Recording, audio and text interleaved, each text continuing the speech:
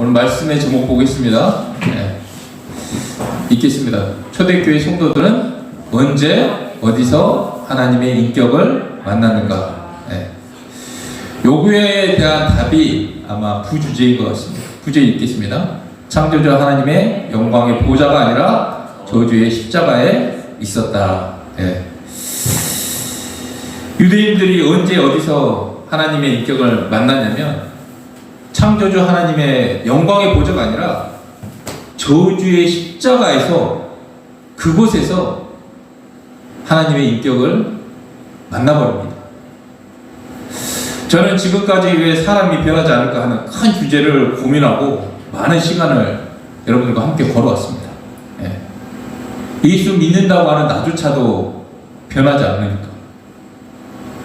또한 신앙생활을 수십 년 한 사람도 세상 사람들과 별 차이가 없어 보입니다. 이 사람들은요, 자기가 구원받았다고 생각하고 정말 자기 중심적으로 살다 보니까 다른 사람들이 교회에 대한 큰 매력을 느끼지 못하고 있습니다. 그런데 하나님의 존재는 정말 있는 것 같습니다. 근데 이게 믿어지지가 않는 거예요. 성경이 지식이 좀 쌓이면 사람이 변화될 것이라는 것도 저는 생각해 봤습니다. 또 지금 예수님의 부활을 강조했습니다. 여러분, 제가 이 부활을 증거하면서 가장 아이러니한 게 뭐냐면 이 증거가 완벽하지 않습니까? 근데 완벽해도 성도들이 믿지 않는다는 사실입니다. 저는 그게 제일 이상했습니다.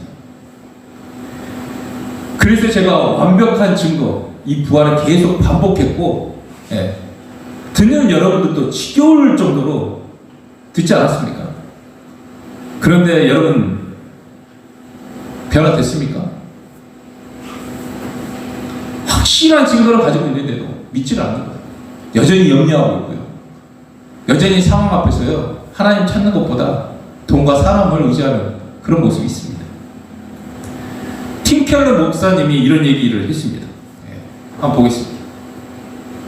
읽어볼까요? 시작. 증거가 완벽하다고 해서 다 믿는 것이 아니다.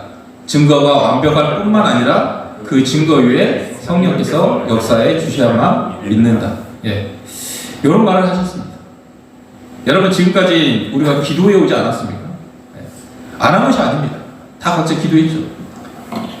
그런데 기도하면서 마음 중심에서 무릎이 꿇어져야 되는데 입술로는 기도가 중요하다, 기도밖에 없다, 이렇게 입으로는 말하면서 이 몸과 중심이 꿇어지지가 않는 거예요.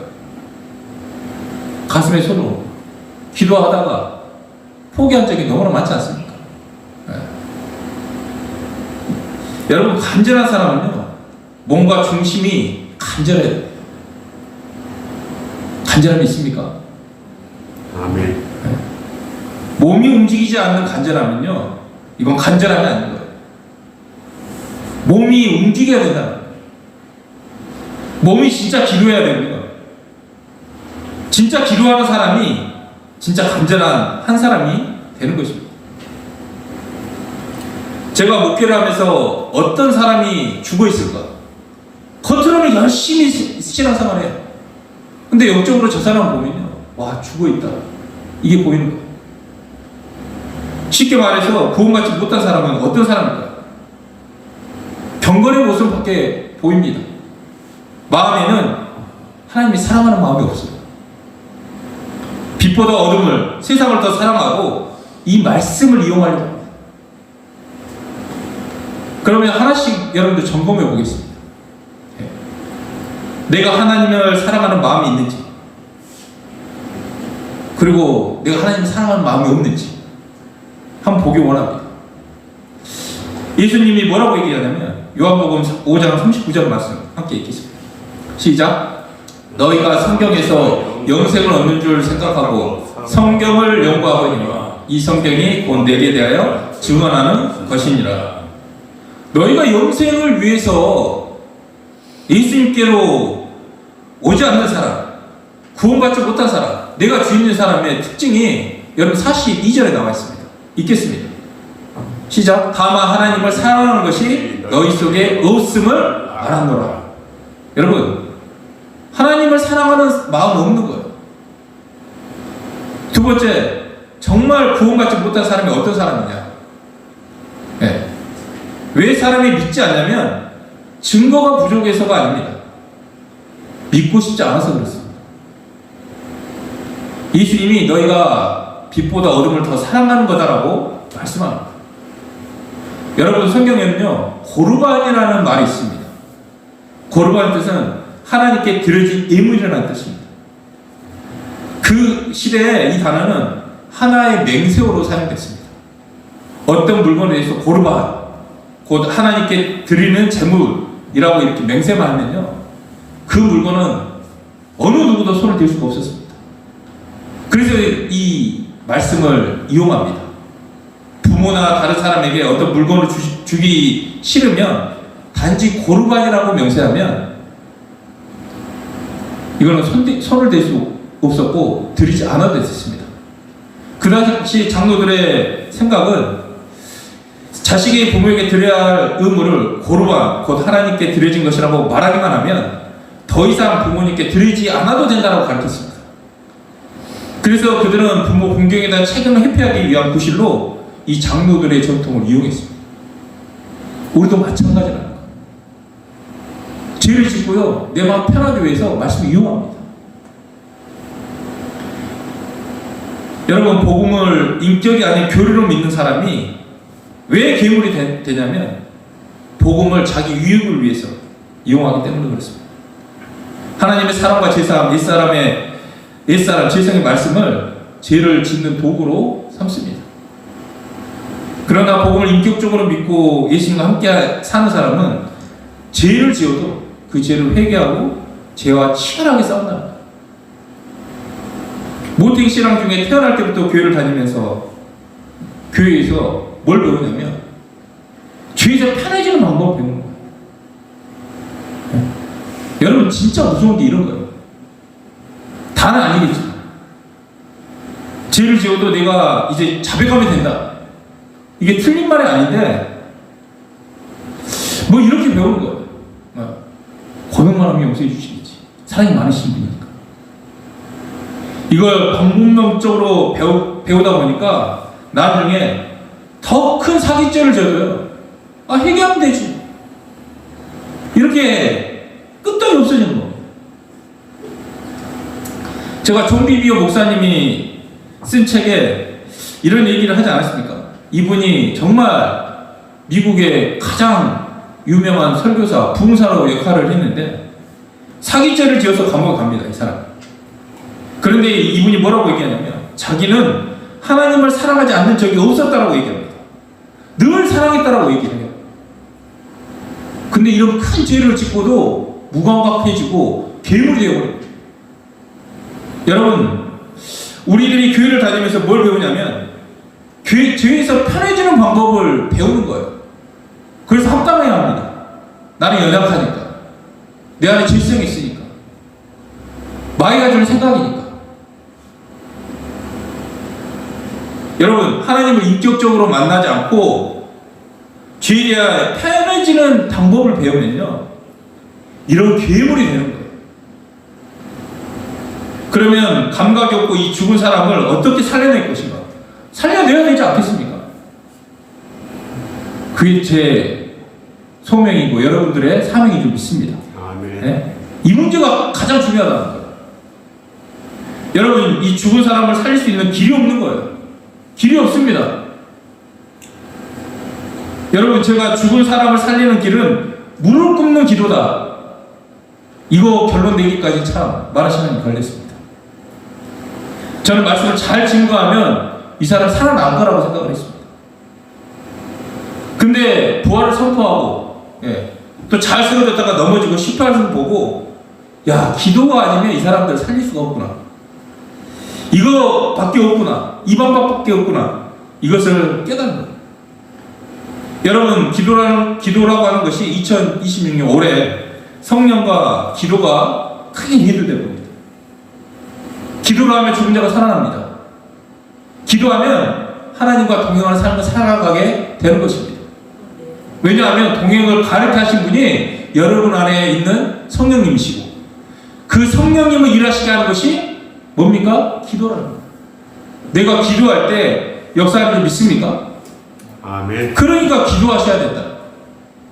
말씀을 읽고 묵상하고 기도할 때 여러분들의 삶에 큰 변화가 일어날 줄 믿습니다.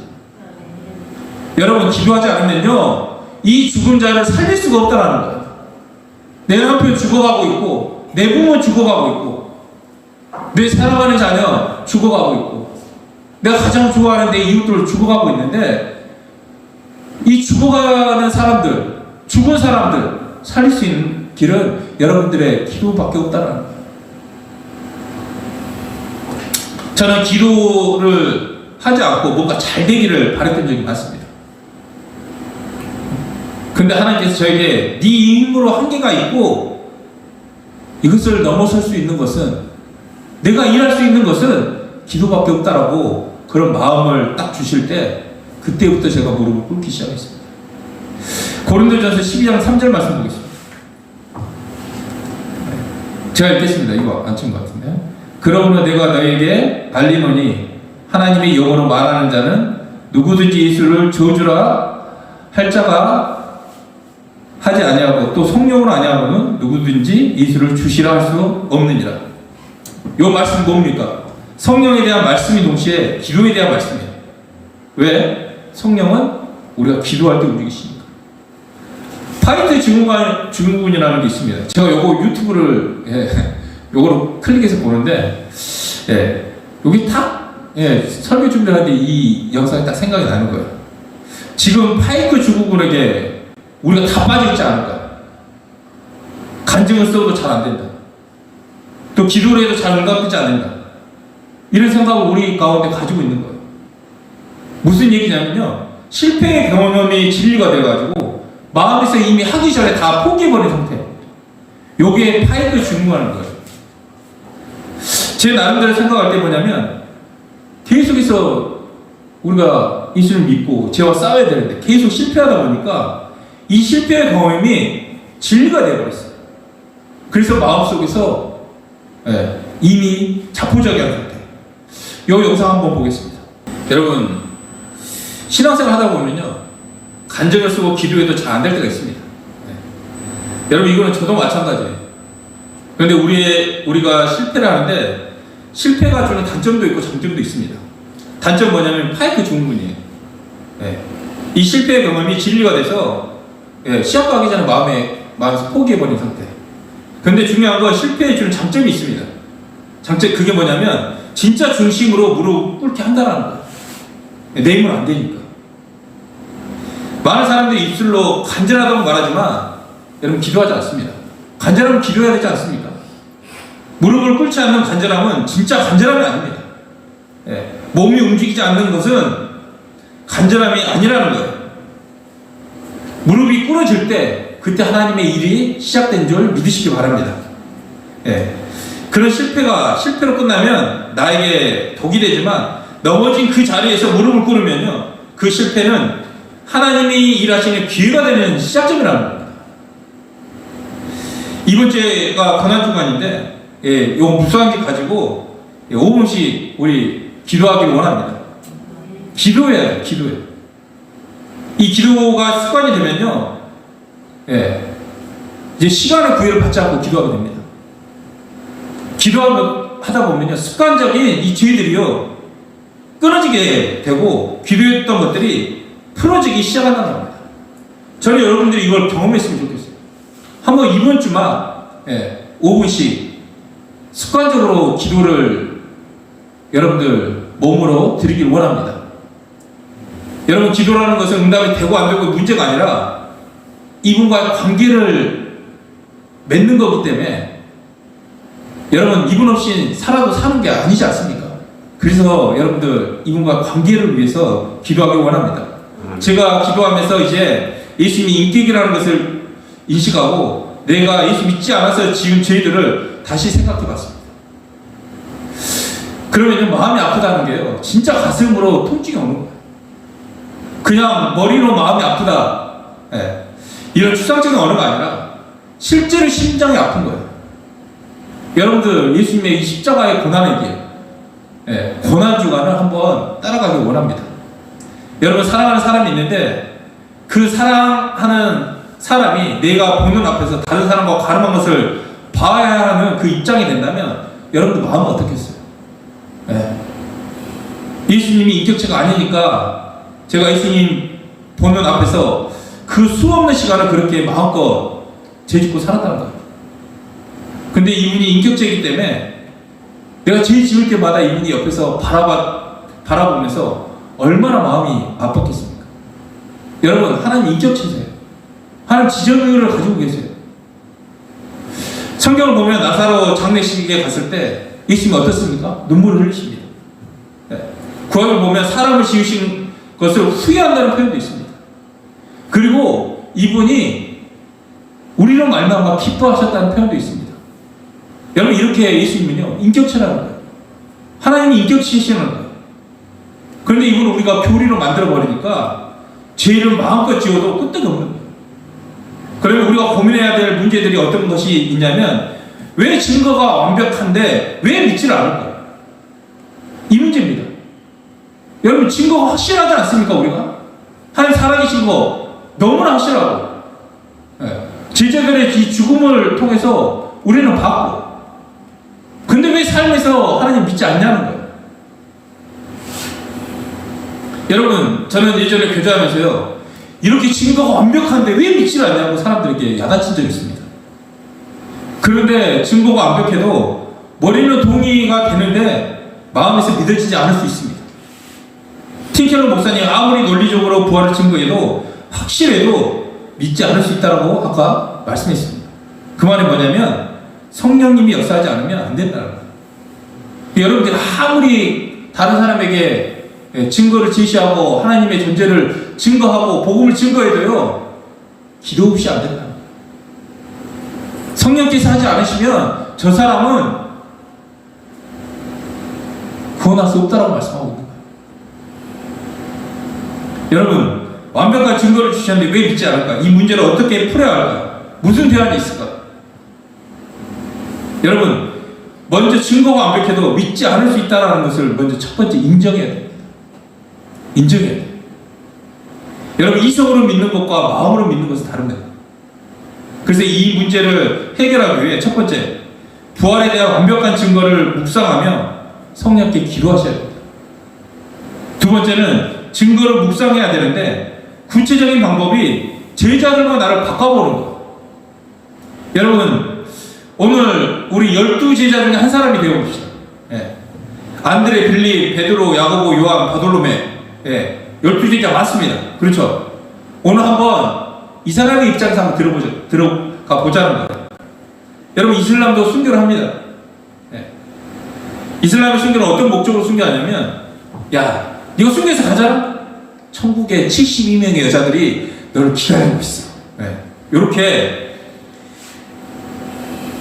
말도 안 되는 논리로 꼬십니다. 남자라는 게 참, 그거 참 좋아해가지고, 그거 가지고 이제 순교를 합니다. 여러분, 이런 목적으로 순교한다는 게 이해가 되십니까? 여자가 순교했다는 말은 들어본 적이 없습니다. 다 테러리스트는 남자예요. 여러분, 이슬람의 테러리스트와 기독교의 순교자의 차이점이 뭔지 아십니까? 그들은 신념이고 우리는 사실 때문에 죽었다는 사실이에요. 그들은 자신이 옳다는 믿음만 있을 뿐 확실하게 알지는 못합니다. 믿음만 있는 거예요. 막상 천국에 죽었어요. 자기가 막상 천국에 올라가면 72명의 여자가 기다리고 있다는데 증거가 없지 않습니까? 말만 있는 거예요. 그래서 여러분, 이슬람 1세기 때 이게 거짓말인 걸 아니까 순교자 한 명도 없었습니다. 그리고 그 다음에 그 사람들이 다 거짓말 하는 거죠. 야, 너네 순교하면 야, 가서 72명의 여인이 있어. 이렇게 가르치고 교류화 시켜버립니다. 그런데 여러분, 이 말이 증명이 안 되는 거 아닙니까? 이 신념 체계만 믿고 순교하는 거예요. 도박을 거는 거죠. 막상 딱 죽었는데 없으면 어떡합니까? 자기가 속았다고 생각하고 예수 믿지 않고 무고한 사람들만 죽여서 지옥 가면 얼마나 억울하겠습니까?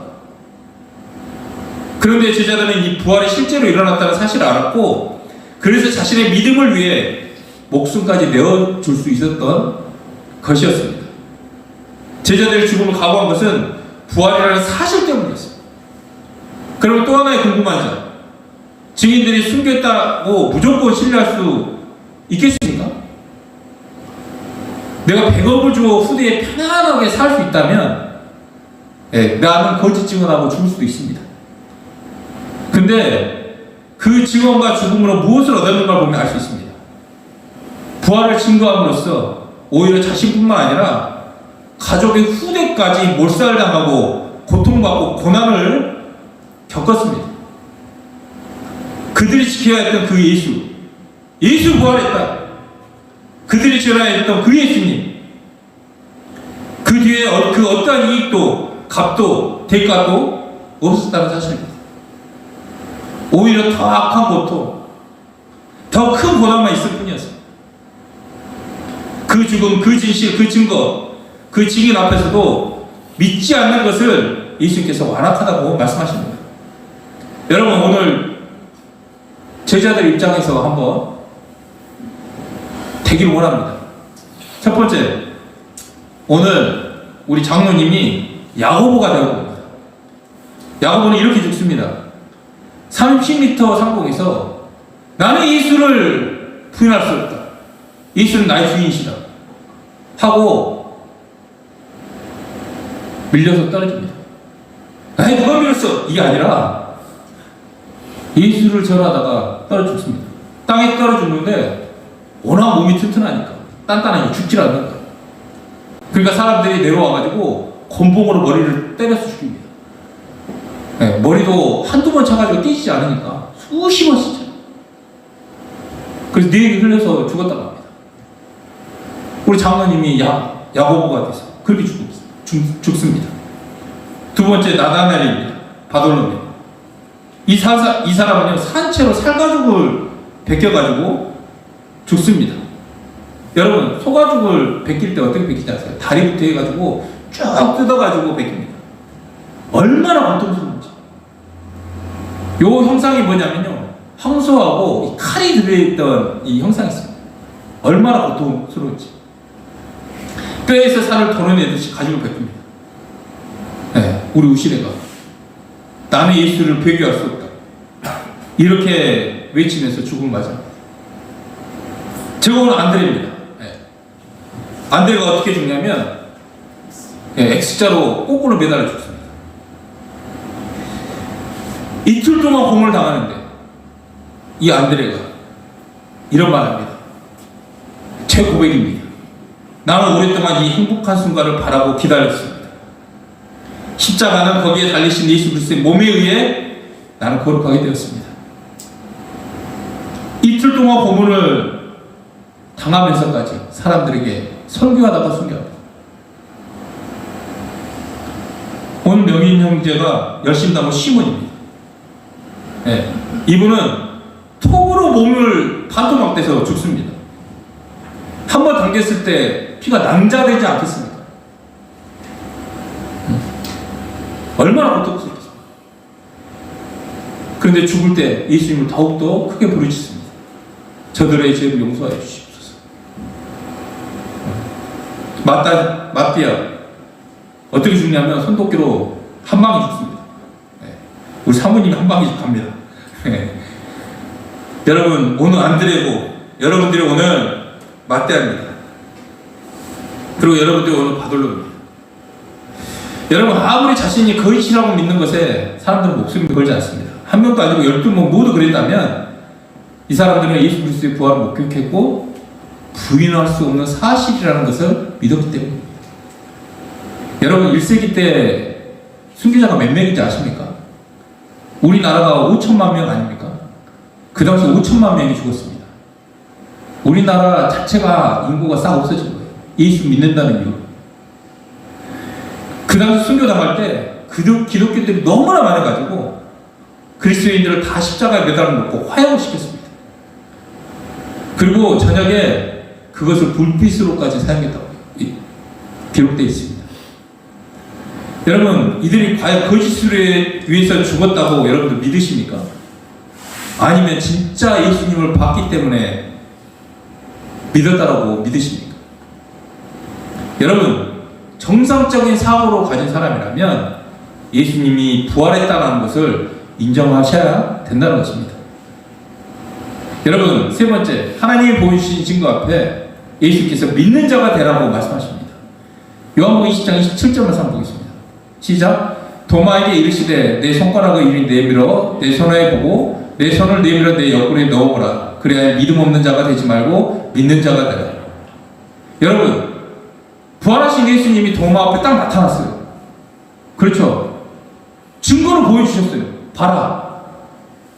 근데 여러분, 우리 마음인데 정말 보여주셨으면 말 안 해도 믿어야 되지 않겠습니까?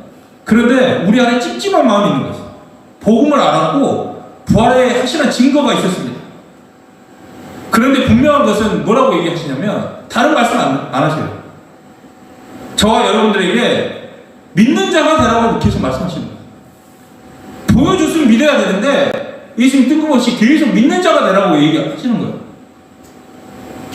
여러분, 이 시점에서 분명한 증거 앞에서 내가 뭔가 감정에 물어보지 말고 믿는 자가 되라고 하시는 하나님의 그 부름 앞에 이제 우리들이 응답해야 될 차례인 줄 믿습니다.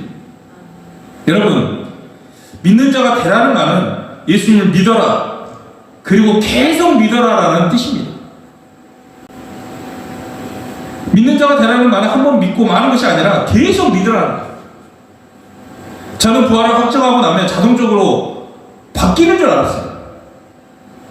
그런데 저를 보면 그게 아니었거든요. 저는 처음부터 다시 돌아갔습니다. 근데 그 확증한 후부터 항상 이 믿음만 가지고 살아가는 거예요. 확실한 증거를 가지고 믿음으로 계속 고백하며 살아갈 때 하나님께서 우리 가운데 믿음을 더 만들어 주실 뿐만 아니라 변화된 삶을 주시겠다고 말씀하시는 약속입니다. 네. 그런데 우리가 풀어야 될 문제 중 하나, 이렇게 예수님을 믿었습니다. 믿었는데 왜 괴물이 되느냐는 거예요. 여러분, 괴물이 되는 이유는 딱 두 가지 있습니다. 처음부터 안 믿었거나, 두 번째는 예수님을 믿었어요. 진짜 예수님을 믿었어요. 마음까지 영접하겠다고 고백도 했어요. 그런데 함께 살질 않는 거예요. 그러니까 똑같은 상황이 벌어지는 거예요. 문제는 원인이 두 가지인데 대화는 하나입니다. 이것은 예수님의 인격을 가지고 말할 수밖에 없어요. 여러분, 너는 괴물이야 라고 얘기하면 기분 좋습니까? 상당히 기분 안 좋습니다. 당신은 예수님 앞에서 괴물이야 이러면 좋아하지 않은 사람 답니다. 네.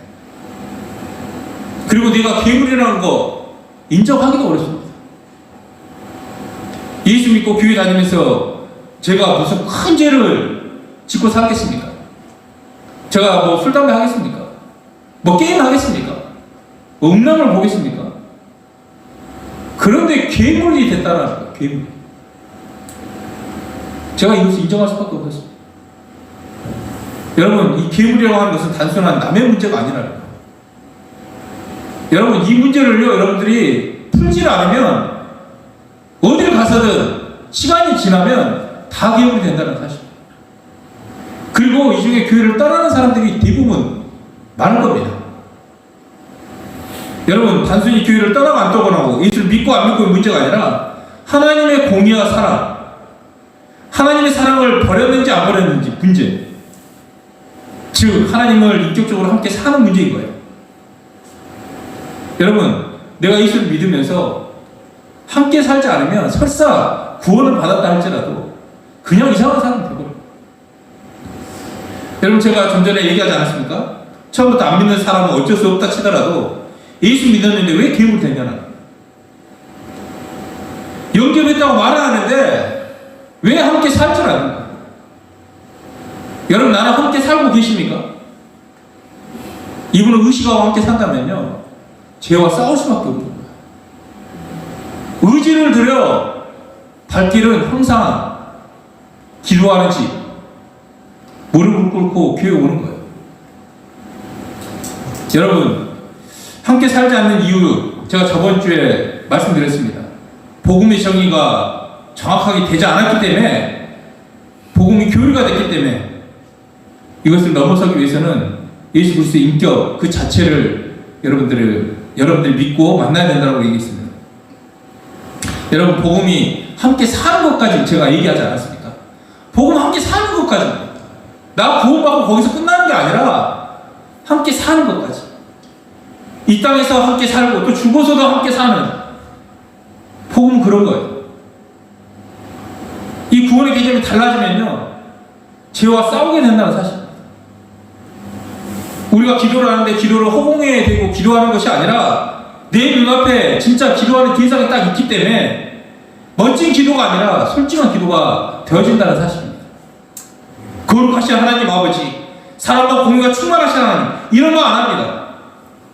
그냥 솔직하게 얘기하게. 실제 인격체가 있다고 생각하니까 아버지, 나 힘들어요. 나 두려워요. 불안해요. 지금 내 상황이 이러이러해요. 이렇게 솔직하게 기도되어진다는 사실이에요. 그리고 죄 짓는 게 쉽지 않습니다. 왜? 그 인격체가 얼마나 고통스러운 거 아닐까. 쉽게 내 의지를 포기해버리고 마귀에게 내어주지 않는다는 사실입니다. 여러분, 왜 이 십자가가 고통스러울까요? 왜 이 십자가가 치욕스러울까요? 너희 죄가 그렇게 악하기 때문에 그렇다라고 예수님께서 말씀하십니다. 여러분, 지금 우리는 하나님 앞에서 정말 함께 사는 것까지 돼야 될 줄 믿습니다. 아멘. 함께 사는 것도 지식이 되면요, 이거 어떻게 합니까? 복음이 함께 사는 것까지라고 우리가 얘기하면서 지는 함께 안 살아, 이러면 어떻게 합니까? 이제 우리가 더 이상 할 게 없는 거예요. 이제 진짜 함께 살아야 될 줄 믿습니까? 아멘. 네. 함께 사는 게 뭐냐면 간단하다고 얘기하지 않습니까? 하나님과 멀어지게 하는 쓸데없는 시간들을 여러분들 자신이 잘 알잖아요. 여러분들 게으름을 이겨내야 되는 거예요. 그리고 또 하나, 사랑해야 될 줄 믿습니다. 원수 같은 자들 그냥 품어야 돼요. 우리가 안 되잖아요. 내 등에 칼을 꽂고 내 앞길을 방해하는 사람 어떻게 사랑할 수 있습니까? 저도 안 됩니다. 근데 예수님께서 마지막까지 자기의 사람을 끝까지 사랑하셨던 것처럼 사랑하기 원합니다. 하나님의 사랑이 부은거죠. 나를 어떻게 사랑하셨는지를 알아질 때, 이걸 알아질 때 성령께서 해주시는 거예요. 이제 마지막인데, 원래 제목이 오늘 뭐였습니까? 초대교회 성도들이 언제 어디서 하나님의 인격을 만났을까라는 제목입니다. 부주제가 영광의 하나님이 하늘 보좌가 아니라 십자가에서 만났다라고 얘기하고 있습니다. 아마 유대인들이 이런 얘기를 하지 않았을까? 왜 당신이 거기 있습니까? 왜 영광의 보좌가 아닌 그 저주의 십자가에 당신이 앉아 있습니까? 여러분, 유대인들이 사도행전 2장 36절 보면 하나님의 인격을 언제 만나냐면 부활을 통해 십자가에서 만났습니다. 부활을 통해서 십자가에 달리신 하나님의 인격을 거기서 만난 거예요. 초대교회 성도들 언제 하나님의 인격을 만났을까? 치욕적인 십자가에 있다라는 사실입니다. 그 십자가에서 하나님의 공의와 사랑을 만나게 됩니다. 여러분, 공의라는 게 뭡니까? 하나님 사람으로 오셨어요. 첫 번째, 피 흘림 없이는 죄를 사할 수 없기 때문에 피 흘리기 위해서 사람을 오신 줄 믿습니다. 그리고 하나님 존재를 보여주시기 위해서 예언하시고 이 땅에 오신 거예요. 그런데 결정적인 게 뭐냐면, 사람으로 오신 이유가 뭐냐면 우리에게 당신의 인격을 보여주기 위해서 오셨다는 사실이에요. 하나님이 그냥 천둥처럼 빵 쳐가지고 초자연적인 방법으로 이렇게 하나님을 딱 보여주셨다면 존재는 믿을 수 있어요. 믿지 않겠습니까? 근데 문제는 뭐냐면 하나님의 인격이 어떤 건지를 우리가 믿을 수가 없다는 거예요. 이분이 얼마나 좋으신 분이신지 믿을 수가 없다는 거예요. 그래서 이분이 인격을 믿게끔 하기 위해서 이분이 사람을 오셔서 십자가에서 우리가 받아야 될 모든 저주를 대신 받음으로 하나님의 인격을 우리에게 보여주신 줄 믿습니다. 아멘. 네. 사랑은 여러분들 감정이 아닙니다. 사랑은 보여주신 거예요. 이분이 얼마나 좋으신 분이신지, 얼마나 우리를 사랑하시는지 인격을 보여주셨다는 사실입니다. 여러분, 공이라고 하는 것이 다른 게 아니에요. 여러분, 죄의 쌍은 사망이다. 당신이 법을 딱 만들지 않았습니까? 근데 하나님 자신도 이 법에 적용되어야 된다는 사실입니다. 제가 여러분 창조주였다면요, 저 같으면 이랬을 것 같아요. 야, 없던 걸로 하자. 그냥 용서해 줄게. 이랬을 겁니다. 근데 하나님께서도요, 자신이 한 말에 대해서 그 안에서 순종했다는 사실입니다. 여러분, 죄의 쌍은 사망이라는 이 법이 없었다면 예수님이 그냥 아담에게 그냥 용서해 줄게 이렇게 할 수 있어요. 근데 이게 딱 못 박아 놓으니까 이거 어떻게 합니까? 자신도 십자가에서 죽을 수밖에 없다는 거예요. 그래서 여러분들, 하나님의 말씀은 반드시 이루어지는 줄 믿으시기 바랍니다. 아멘. 여러분, 사랑이라는 것을 여러분은 확신해도 되는 게 뭐냐면 이 사랑은요, 변하지 않는다는 거예요. 왜냐하면 우리에게 얼마나 공의로우신 분이신지를 십자가에서 보여주시기 때문에, 그 사랑을 십자가에서 보여주셨기 때문에 확실한 거예요. 여러분, 하나님은요, 십자가에서 만나요. 아멘이십니까? 아멘. 부활로 확증하는 거예요. 유대인들은 십자가를 저주라고 생각했습니다. 근데 그 저주받는 자리에 영광의 하나님이 딱 계신 걸 딱 보는 순간 하나님의 공의와 하나님의 사랑을 만나게 되는 거죠. 교리적인 게 아니라 진짜 인격적인 하나님 만나게 됩니다. 사실. 여러분, 이 공의와 사랑 누가 주시하느냐면 부활하신 예수님이 주시하는 주시. 부활을 주소라는 거예요. 이렇게 진짜 하나님 만나면 인격적인 반응이 일어날 줄 믿습니다. 이제 좀 정신 좀 차리시라고. 머리로 동의하는 걸로 끝난 게 아니라 이제 살아내야 된다니까요. 좀 의지를 드리고 몸으로 움직여서 무릎 꿇는 그 기도의 사람 되게 원합니다. 이렇게 얘기하잖아요. 돌아가가지고 하나도 안 전하고 똑같이 돌아갑니다. 100% 그렇습니다. 진짜 그런다니까요. 자, 깜깜합니다. 이건 오늘도 마찬가지예요. 오늘도 예배를 드리지만요, 하나님 십자가에서 나를 향한 사랑을 보여주지 않았습니까? 복음이 인격이면요, 반드시 여러분의 인격적인 반응이 일어나야 될 줄 믿습니다. 아멘. 인간에게 인격적 반응이 일어날 수밖에 없는 거예요. 진짜 만나면. 그러면 내가 오늘 딱 가가지고 일주일 살면서 반응이 안 나타나, 저한테 전화하시기 바랍니다. 제가 반응이 일어나겠고요, 또 앉혀놓고 또 제가 잔소리 좀 하겠습니다. 여러분, 좀 전에 제가 제자들의 입장을 좀 바꿔보고 바꿔서 예수의 부활을 했냐 안 했냐 그 사실을 말씀드렸습니다. 그래서 좀 찝찝한 마음이 와요. 증거도 확실하고 진짜 믿어지는 것 같은데, 찝찝한 게 있지 않습니까?